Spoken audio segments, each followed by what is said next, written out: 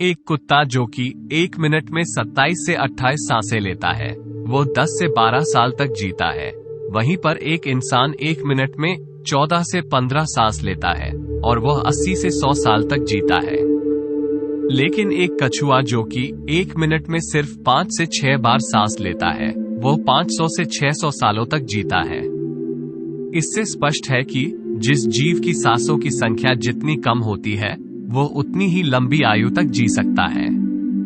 इसी चीज को समझकर हमारे पूर्वजों ने सांसों की संख्या को कम और उसकी गहराई को ज्यादा करने के विज्ञान पर काम करना शुरू कर दिया था, क्योंकि वो समझ गए थे कि इंसान को जीने के लिए साल या महीने नहीं बल्कि एक निश्चित संख्या में सांसें मिलती हैं और सांसों के लेने की गति को कम करके उम्र को लंबा किया जा सकता है। लेकिन सांसों के धीमा और लंबा होने की यह गति प्राकृतिक रूप से होनी चाहिए।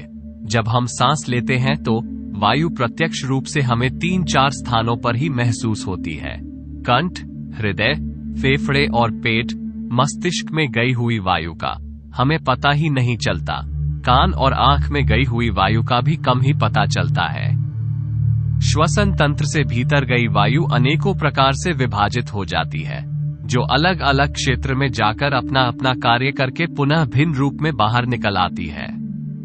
ये सब इतनी जल्दी होता है कि हमें इसका पता ही नहीं चल पाता।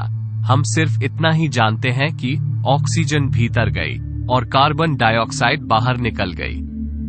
लेकिन भीतर वो क्या क्या सही या गलत करके आ जाती है, इसका कम ही ज्ञान हो पाता है। यदि हम जोर से गहरी सांस लेते हैं तो तेज प्रवाह के साथ शरीर के अंदर बैक्टीरिया नष्ट होने लगते हैं।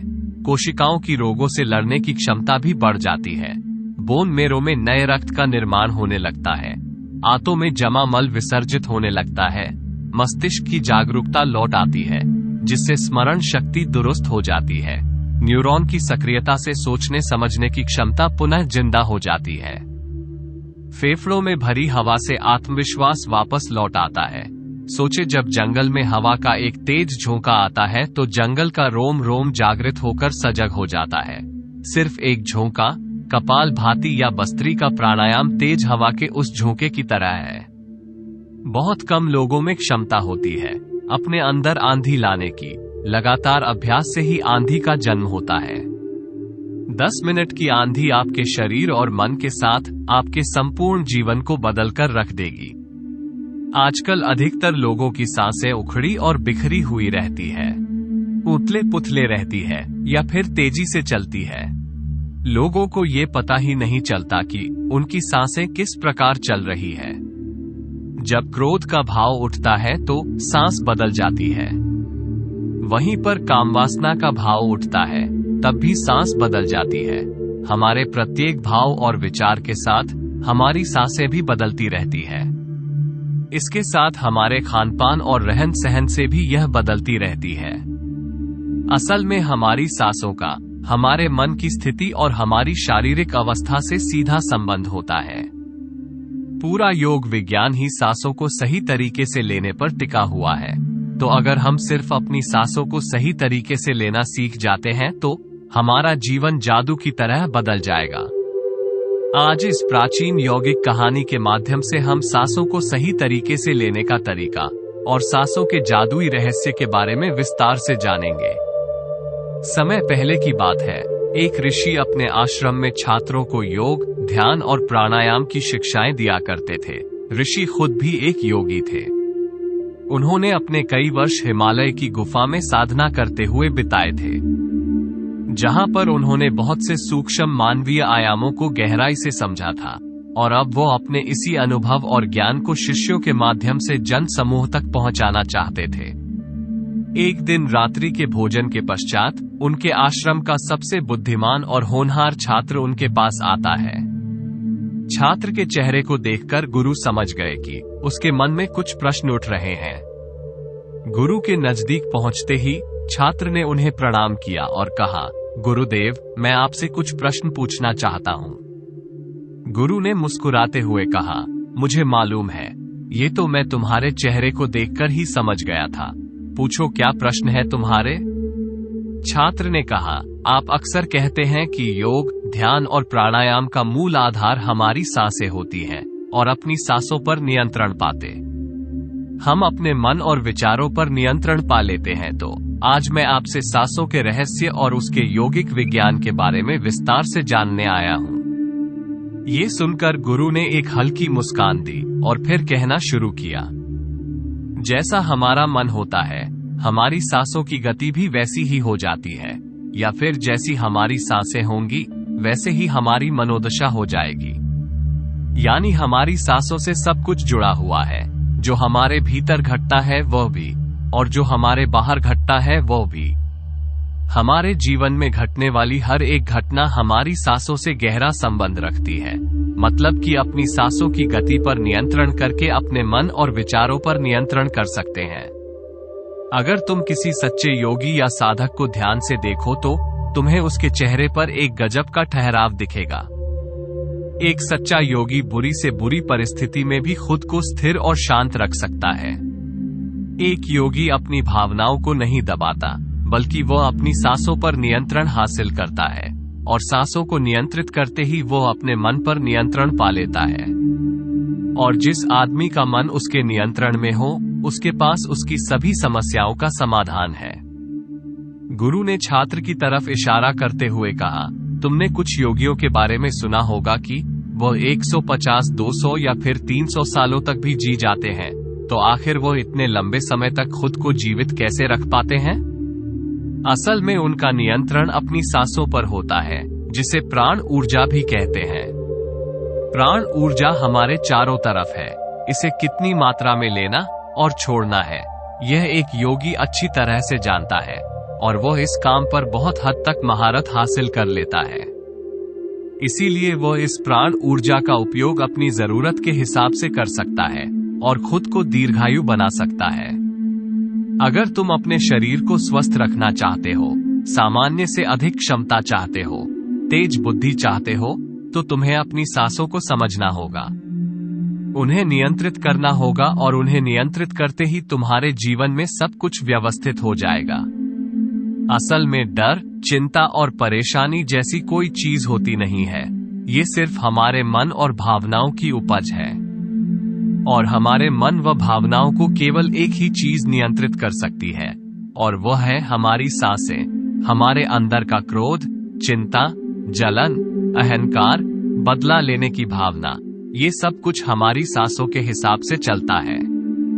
अगर हमारी सांसों पर हमारा नियंत्रण है तो ये सभी विकार हमारे नियंत्रण में हो जाते हैं। सांस हमारे शरीर और हमारे मन के बीच पुल का काम करती है। अगर हमें अपने मन तक पहुंचना है, उसके विकार को समझकर उनको दूर करना है, तो हमें अपने सांसों के पुल पर चलना होगा। हमें अपने सांसों के जरिए अपने मन तक पहुंचना होगा, और यही एकमात्र रास्ता है अपने मन को समझने का। अगर तुमने कभी किसी बच्चे को सोता हुआ देखा हो तो तुमने अनुभव किया होगा, जब वो बच्चा सांस अंदर लेता है तो उसका पेट फूलता है, और जब सांस छोड़ता है तो पेट पिचक जाता है। यानी कि एक बच्चा अपने पेट अपनी नाभि से सांस लेता है, जो कि सांस लेने का सबसे प्राकृतिक और सही तरीका है। अपनी इस गहरी और लंबी सांस की वजह से बच्चे का मन उत्साहित और हल्का रहता है। उसका शरीर ज्यादा प्राकृतिक तरीके से काम करता है। तुमने देखा होगा, बच्चा अपने मन में किसी बात को ज्यादा लंबे समय तक नहीं रखता, और ना ही वो किसी से ज्यादा लंबे समय तक गुस्सा रह सकता। अगर उसे किसी गलती पर डांट या मार दिया जाए तो वो कुछ समय बाद उसे भी भूलकर अपने खेल में मग्न हो जाता है। बच्चा इतना सरल इसीलिए हो पाता है क्योंकि उसकी सांसें प्राकृतिक रूप से चलती है। यानी नाभि से बच्चे के शरीर को विकास चाहिए। विकास के लिए ज्यादा ऊर्जा, और ज्यादा ऊर्जा के लिए ज्यादा लंबी सांसें चाहिए। इसीलिए प्रकृति ने उसे ज्यादा लंबी सांसें दी हैं। हालांकि यह लंबी सांसें हर मनुष्य को दी गई है, लेकिन इंसान ने अपने जीवन में कुछ अप्राकृतिक परिवर्तन कर अपनी सांसों को छोटा कर लिया है। वो पेट की बजाय अपने सीने से सांसों को लेता है। हम जितनी छोटी सांस लेंगे उतनी चिंता और बकवास से भरे रहेंगे। हमारी सांसें जितनी लंबी और गहरी होंगी, हम उतने ही खुश और शांत रहेंगे। गुरु ने आगे कहा कि एक आदमी 1 मिनट में 14 से 15 बार सांसें लेता है। सांस का सीधा संबंध हमारी मन की स्थिति और हमारे शारीरिक कंपन से है। अगर 1 मिनट में ली जाने वाली सांसों की संख्या 11 से नीचे आ जाए तो हम अपने आसपास होने वाले कई कंपनों को समझना शुरू कर देंगे, यानी जानवरों की आवाजें हमारे लिए स्पष्ट हो जाएगी। तुमने सुना होगा कि शेर और बाघ जैसे खूंखार जानवर भी कुछ योगियों के सामने आते ही पालतू बिल्ली की तरह व्यवहार करने लगते हैं।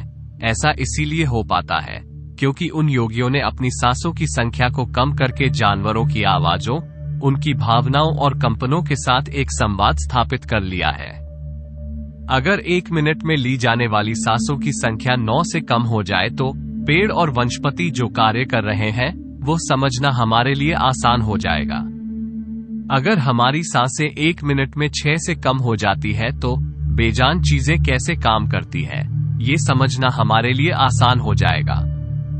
बेजान चीजों के कंपन और उनसे जुड़ी दुनिया हमारे लिए स्पष्ट हो जाती है।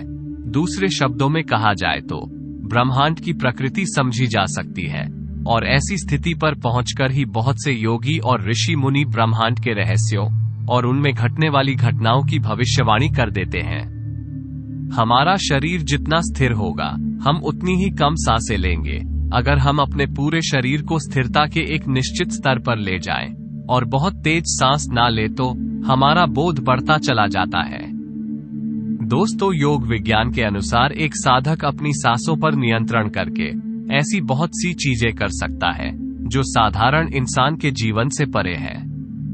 यौगिक परंपरा में तो ये भी कहा जाता है कि अपनी सांसों को घंटों तक रोककर एक आदमी एक नए मानवीय आयामों का अनुभव कर सकता है। ऐसी बहुत सी बीमारियां जो जानलेवा हो सकती हैं या जिनका कोई इलाज नहीं है, उन्हें केवल अपने मन और दिमाग पर नियंत्रण रखकर ठीक किया जा सकता है। अपनी सांसों पर नियंत्रण करके व्यक्ति एक ऐसी मानसिक स्थिति तक पहुंच सकता है जहां जीवन में आने वाले उतार चढ़ाव उसे परेशान नहीं कर सकेंगे। कुछ लोगों को ये सब बातें कहानी लग सकती है क्योंकि आमतौर पर लोग ऐसा नहीं करते हैं, और कोई भी चीज जिस पर उन्हें यकीन नहीं होता उसे अंधविश्वास कहकर नकार दिया जाता है। लेकिन पुरानी यौगिक परंपराओं का पालन करने वाले लोग ऐसी बातों का दावा करते हैं। उन्हीं लोगों में से एक है स्वामी रामा। स्वामी रामा हिमालय की गुफाओं में रहा करते थे। उन्होंने बचपन से ही योग की प्रणालियों का अभ्यास शुरू कर दिया था। 1970 में स्वामी रामान एक अमेरिकन रिसर्च लेबोरेटरी में गए। अपनी सांसों पर नियंत्रण करके उन्होंने अपने दिमाग और मन पर कि वह जब चाहें, जितने समय के लिए चाहे अपनी सांस, ब्रेन वेव्स, हृदय की धड़कन और शरीर में बहने वाले खून को रोक देते थे। लेबोरेटरी में मौजूद डॉक्टर्स ने स्वामी रामा के शरीर पर रिसर्च की और उन्हें मृत घोषित कर दिया, लेकिन इस अवस्था में भी स्वामी रामा सब कुछ महसूस कर सकते थे। ये देखकर वहां मौजूद रिसर्चर्स की टीम दंग रह गई थी। साथ ही स्वामी रामा अपने शरीर में अपनी मर्जी से ट्यूमर की ग्रोथ को घटा और बढ़ा भी सकते थे। रिसर्चर्स की जिस टीम को हिमालयन योगियों के सारे दावे अंधविश्वास और पाखंड से भरे लगते थे, वो अचानक से उन्हें इनर साइंस प्रतीत होने लगे थे, एक भीतरी विज्ञान जो साधारण मनुष्य की कल्पना से भी परे है। सांसों को ध्यानपूर्वक लेना यह एक प्राचीन यौगिक टेक्निक है। एक योगी जिसने अपनी सांसों पर नियंत्रण हासिल कर लिया है, वो जब चाहे अपनी सांसों को रोक सकता है। स्वामी रामा के अनुसार अगर आप अपनी सांसों को समझ गए तो आपके शरीर में होने वाली वो बीमारियां जिनका इलाज आज मेडिकल साइंस के पास भी नहीं है, सांसों के माध्यम से उन्हें भी ठीक किया जा सकता है। श्वास के गुण रहस्यों को समझाने के लिए बाद में स्वामी रामा ने अपने कुछ साथियों के साथ मिलकर एक किताब भी लिखी है जिसका नाम है साइंस ऑफ डेथ। गुरु ने आगे कहा, जब सांस विचलित होती है तो मन भी अस्थिर हो जाता है, लेकिन जब सांसें शांत होती है तो मन भी स्थिर हो जाता है और योगी दीर्घायु हो जाता है। इसीलिए हमें अपने स्वास्थ्य पर नियंत्रण करना सीखना चाहिए। गुरु ने शिष्य की आंखों में देखते हुए कहा, तुम्हें क्या लगता है, क्या तुम जितनी लंबी सांस अंदर लेते हो उतनी ही लंबी सांस बाहर भी निकालते हो? नहीं, सामान्य स्थिति में हम जो सांस अंदर लेते हैं उसकी लंबाई 10 अंगुल होती है और सांस बाहर निकालते समय इसकी लंबाई 12 अंगुल हो जाती है। यहाँ 1 अंगुल का मतलब 1 अंगुली मोटाई से है। हमारी रोजमर्रा की जिंदगी में कुछ काम ऐसे होते हैं जिन्हें करते समय जितनी लंबी सांस अंदर जाती है उससे कई गुना ज्यादा लंबी सांस बाहर निकल जाती है। भोजन करते समय बाहर निकलने वाली सांस की लंबाई 16 से 17 अंगुल होती है। तेज चलते समय इनकी लंबाई 22 से 24 अंगुल हो जाती है। दौड़ते समय निकलने वाली सांसों की लंबाई 45 से 50 अंगुल तक पहुंच जाती है। संभोग करते समय 50 से 60 अंगुल। सोते समय नींद में बाहर निकलने वाली सांसों की लंबाई 60 से 70 अंगुल तक पहुंच जाती है। इसीलिए हमारे शास्त्रों में काम और क्रोध पर नियंत्रण रखने की बात कही गई है, क्योंकि यह हमारी प्राण शक्ति को क्षीण कर देती है। श्वास को इंसान की प्राण शक्ति भी कहा जाता है। जब एक 200 वर्षीय व्यक्ति से उसकी लंबी उम्र का राज पूछा गया तो उसने 2 ही चीजें बताई। पहला, नाभि तक भरकर पूरी सांस ले, और दूसरा, रीढ़ की हड्डी को हमेशा सीधा रखें। साधारण से लगने वाली ये दोनों बातें योग और प्राणायाम की दृष्टि से बहुत महत्वपूर्ण है। असल में शरीर के अंदर जाने वाली सांस की लंबाई कम और बाहर निकलने वाली सांस की लंबाई ज्यादा होती है। यदि किसी तरीके से बाहर निकलने वाली प्राण वायु की लंबाई को कम कर दिया जाए तो लंबी उम्र को प्राप्त किया जा सकता है। स्वर शास्त्र के अनुसार यदि बाहर निकलने वाली प्राणवायु की लंबाई 1 अंगुल कम हो जाए तो व्यक्ति निष्काम हो जाता है, यानी उसके अंदर कामवासना खत्म होने लगती है। 2 अंगुल कम होने से आनंद की प्राप्ति होती है। 3 अंगुल कम होने से लेखन शक्ति बढ़ती है। 4 अंगुल कम होने से वाक सिद्धि प्राप्त हो जाती है। 5 अंगुल कम होने से आदमी को दूरदृष्टि प्राप्त होती है। 6 से 7 अंगुल कम होने से साधक के अंदर अति तीव्र गति से चलने की शक्ति आ जाती है। वो क्षणों में एक स्थान से दूसरे स्थान पर पहुंच सकता है। 8 अंगुल कम होने से साधक को 8 सिद्धियां प्राप्त हो जाती हैं। पवन पुत्र हनुमान को 8 सिद्धि नवनीत के दाता इसीलिए कहा जाता है क्योंकि उन्होंने 8 सिद्धियों को प्राप्त कर रखा है। ये 8 सिद्धियां हर इंसान में होती है, बस जरूरत है तो इन्हें जागृत करने की। बाहर निकलने वाली सांसों की लंबाई 12 अंगुल कम होने पर योगी को इच्छा मृत्यु प्राप्त हो जाती है। फिर वो जब चाहे तब तक खुद को जीवित रख सकता है। लेकिन ये सोई हुई शक्तियां केवल तभी जागृत होंगी जब मन में इन्हें जागृत करने की तीव्र अभिलाषा होगी, और मन का स्थूल रूप श्वास है, यानी सांसें हैं। इसीलिए सबसे पहले सांसों पर नियंत्रण करना होता है। भगवान शिव पार्वती को बताते हैं कि रात में ईड़ा नाड़ी और दिन में पिंगला नाड़ी को रोकने में जो सफल हो जाता है वही असल में सच्चा योगी होता है। विज्ञान के बारे में हम किसी और वीडियो में विस्तार से बात करेंगे। तो दोस्तों, कैसी लगी आपको ये कहानी? कमेंट सेक्शन में जरूर बताना, और अच्छी लगी तो इस चैनल को सब्सक्राइब जरूर कर लेना। तो मिलते हैं अगली कहानी में, तब तक के लिए अपना ख्याल रखें।